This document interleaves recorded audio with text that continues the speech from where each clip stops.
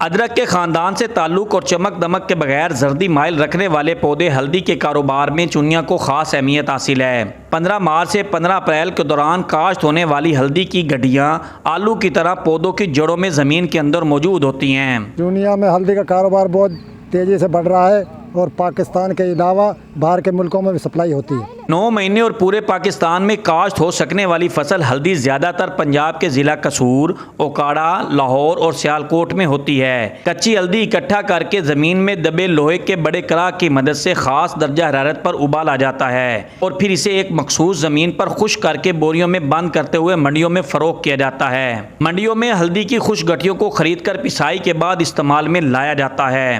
خشک گنڈیوں کی صورت میں ہلدی 22 اور پسائی کے بعد 25,000 روپے فی من میں فروخت ہو رہی ہے۔ ਅਸੀਂ ਜ਼ਮੀਂਦਾਰ ਹਾਂ, ਹਲਦੀ ਕਾਸ਼ਤ ਕਰਨੇ ਆ। ਇਹਦੇ ਤੇ ਬਹੁਤ ਮਿਹਨਤ ਤੇ ਬਹੁਤ ਖਰਚਾ ਹੁੰਦਾ ਹੈ। ਇਹ ਉਬਾਲ ਕੇ ਡਰਮਾਂ 'ਚੋਂ ਕੱਢ ਕੇ ਅੱਗੇ ਮਾਰਕੀਟ 'ਚ ਜਾਂਦੀ ਹੈ। ਅਗਰ ਹਕੂਮਤ ਸਪੋਰਟ ਸਾਨੂੰ ਕਰੇ ਨਾ ਤੇ ਬੜਾ ਮੁਨਾਫਾ ਬਖਸ਼ ਕਾਰੋਬਾਰ ਹੈ ਤੇ ਗਰੀਬ ਆਵਾਮ ਨੂੰ ਰੋਜ਼ਗਾਰ ਵੀ ਮਿਲ ਸਕਦਾ ਹੈ ਇਹਦੇ ਤੋਂ। گھروں میں ہلدی مثالوں جبکہ طبی ماہرین اسے جسم میں خون کی روانی، خون پتلا کرنے کے علاوہ کینسر اور جوڑوں کے درد کے لیے مفید گردانتے ہیں۔ بسم اللہ الرحمن الرحیم۔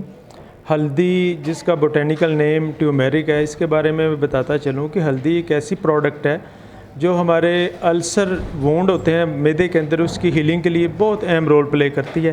اس کے علاوہ یہ امیونٹی کو بوسٹ کرنے کے لیے یہ ہم آج کل ایلوپیتھک میں بھی بہت ساری پروڈکٹ میں اس کا جو ہے نا سنتھیٹک پروڈکٹس آ رہی ہیں، وہ یوز ہو رہی ہیں۔ تو میں سمجھتا ہوں کہ گورنمنٹ کو اس حوالے سے اسپیشلی اسٹریٹجی اختیار کرنی چاہیے تاکہ اس کی پروڈکشن پاکستان میں بڑھائی جا سکے۔